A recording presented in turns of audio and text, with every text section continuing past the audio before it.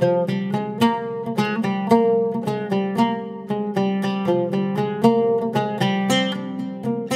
இன்னைக்கு ரொம்ப டேஸ்டியான பால் பாயாசம் எப்படி செய்யறதுன்னு பார்க்க போறோம். நம்ம சேனல்லையே நிறைய வெரைட்டியான பாயாசம் ரெசிபி நான் வந்து ஷேர் பண்ணியிருக்கேன். அந்த வகையில் இந்த பால் பாயாசமும் உங்களுக்கு ரொம்ப ரொம்ப பிடிக்கும். ஸோ கண்டிப்பாக வீட்டில் ட்ரை பண்ணி பாருங்கள். இது ரொம்பவே டேஸ்டியாக இருக்கும். செய்கிறதும் ரொம்ப ஈஸி. முக்கியமாக பிகினர்ஸ் கூட ரொம்ப சுலபமாக பண்ண முடியும். ஸ்வீட் சாப்பிடணும்னு ஆசை இருந்ததுன்னா சட்டுன்னு செய்யக்கூடிய ஒரு ரெசிபியாக இருக்கும். ஸோ கண்டிப்பாக ட்ரை பண்ணி பாருங்கள். ஹாய் ஃப்ரெண்ட்ஸ், வணக்கம். என் பேர் Abhi. Welcome to Indian recipes Tamil. வீடியோக்குள்ளே போகிறதுக்கு முன்னாடி நம்ம சேனல் இந்தியன் ரெசிபீஸ் தமிழை சப்ஸ்கிரைப் பண்ணிக்கோங்க. கூடவே இருக்க பெல் சிம்பலையும் கிளிக் பண்ணிக்கோங்க.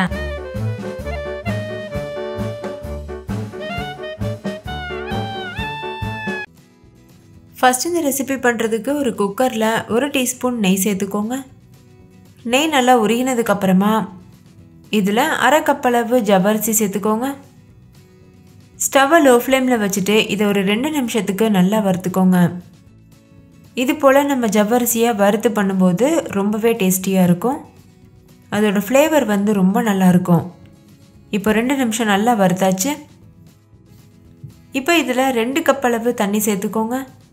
எந்த கப்பில் ஜவ்வரிசி எடுத்தீங்களோ அதே கப்பில் 2 கப் அளவு தண்ணி சேர்த்துக்கோங்க.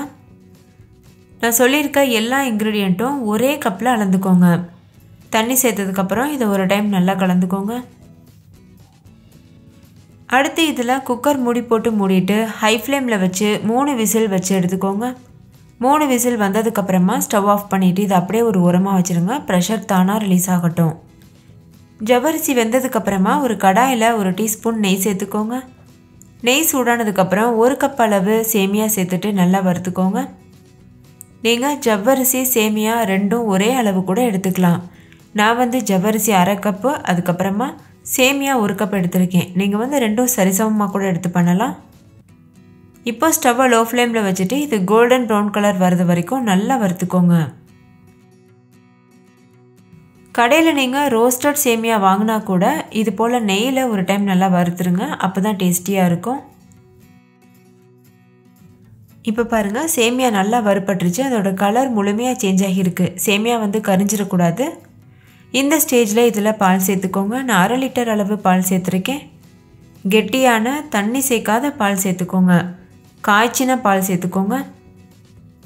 பால் சேர்த்துட்டு நல்லா மிக்ஸ் பண்ணிடுங்க. சேமியா ஒரு 50% வெந்ததுக்கப்புறமா இது கூட நம்ம ஏற்கனவே வேக வச்சுருக்க ஜவ்வரிசி சேர்த்துருங்க. ஜவ்வரிசியை வேக வச்ச தண்ணியோடையே சேர்த்துருங்க. சேர்த்துட்டு இது போல் நல்லா மிக்ஸ் பண்ணிக்கோங்க. இப்போ வந்து ஸ்டவ்வை லோ ஃப்ளேம்லேயே வச்சுட்டு சேமியா முழுமையாக வெந்து வர வரைக்கும் வெயிட் பண்ணுங்கள். ரொம்ப கெட்டியாக இருக்க மாதிரி இருந்ததுன்னா நீங்கள் இதில் ஒரு 1/2 கப் அளவு தண்ணி சேர்த்து கலந்துக்கோங்க. ரொம்ப கெட்டியாக இருந்ததுன்னா அடி பிடிக்கிறதுக்கு சான்ஸ் இருக்குது. நான் வந்து ஒரு 1/2 கப் அளவு தண்ணி சேர்த்துட்டு நல்லா கலந்துருக்கேன். இப்போ வந்து இது நல்லா வேகட்டும். இப்போ பாருங்கள், சேமியா முழுமையாக வெந்துருச்சு. சேமியா சீக்கிரமாகவே வெந்துடும். ஜவ்வரிசி வேகிறதுக்கு தான் டைம் எடுக்கும். அதுக்காக தான் நம்ம அதை குக்கரில் வேக வச்சுருக்கோம். இப்போ ஒரு சேமியா எடுத்து கையில் நசுக்கி பாருங்கள். அது நல்லா சாஃப்டாக இருந்ததுன்னா சேமியா வெந்திருக்குன்னு அர்த்தம். சர்க்கரை சேர்க்குறதுக்கு முன்னாடியே சேமியா ஜவ்வரிசி ரெண்டுமே நல்லா வெந்திருக்கணும். ஏன்னா சர்க்கரை சேர்த்ததுக்கு அப்புறமா சேமியா ஜவ்வரிசி வேகாது, அப்படியே தான் இருக்கும். இப்போ பாருங்கள், இது நல்லா வெந்துருச்சு. இது நல்லா வெந்துருச்சு. ஸோ இப்போ நம்ம சர்க்கரை சேர்த்துக்கலாம். நான் 1/2 கப் அளவு சர்க்கரை எடுத்திருக்கேன். எந்த கப்பில் ஜவ்வரிசி சேமியா எடுத்தீங்களோ அதே கப்பில் 1/2 கப் அளவு சர்க்கரை சேர்த்துக்கோங்க. இது கரெக்டாக இருக்கும். நான் வந்து கண்டன்ஸ் மில்க்கும் சேர்க்க போகிறேன். அதனால தான் நான் 1/2 கப் சர்க்கரை சேர்த்துருக்கேன். நீங்கள் கண்டன்ஸ் மில்க் விருப்பப்படலைன்னா சர்க்கரை மட்டும் சேர்க்க போகிறீங்கன்னா 1 கப் அளவு சர்க்கரை சேர்த்துக்கோங்க. கரெக்டாக இருக்கும். இப்போ இதில் கண்டன்ஸ் மில்க் ஒரு 3/4 கப் அளவுக்கு சேர்த்துருக்கேன். கண்டன்ஸ் மில்க் சேர்த்து பண்ணும்போது பாயாசம் ரொம்ப க்ரீமியாக நல்லா திக்காக ரொம்பவே டேஸ்டியாக இருக்கும். நம்ம ரெஸ்டாரண்ட்லலாம் சாப்பிட்ருப்போம்ல, அந்த சுவையில் இருக்கும். நல்ல ஒரு ரிச் டேஸ்ட்டில் இருக்கும். இப்போ இதில் ஒரு 2-3 ஏலக்காவை நசுக்கிட்டு இது போல் சேர்த்துக்கோங்க. நீங்கள் ஏலக்காய் தூள் வச்சுருக்கீங்கன்னா ஒரு 1/2 டீஸ்பூன் அளவு ஏலக்காய் தூள் சேர்த்துக்கோங்க. இப்போ இதில் 1 டேபிள் ஸ்பூன் நெய்யில் 1 டேபிள் ஸ்பூன் முந்திரி, 1 டேபிள் ஸ்பூன் கிஸ்மிஸ், இது ரெண்டையும் லோ ஃப்ளேமில் வச்சு பொன்னிறமாக வறுத்துட்டு சேர்த்துக்கோங்க. கிஸ்மிஸ் வந்து வீட்டிலையே எப்படி தயார் பண்ணுறதுன்னு நான் ஒரு வீடியோ ஷேர் பண்ணியிருக்கேன். அதோட லிங்க் வந்து டிஸ்கிரிப்ஷனில் இருக்குது, வேணும்னா செக் பண்ணி பாருங்கள். கிஸ்மிஸ் நம்ம வீட்டிலையே ரொம்ப சுலபமாக பண்ண முடியும். இப்போ வறுத்த முந்திரி திராட்சைலாம் சேர்த்து மிக்ஸ் பண்ணதுக்கப்புறமா ஸ்டவ் ஆஃப் பண்ணிவிட்டு இந்த பாயாசத்தை சர்வ் பண்ணிடுங்க.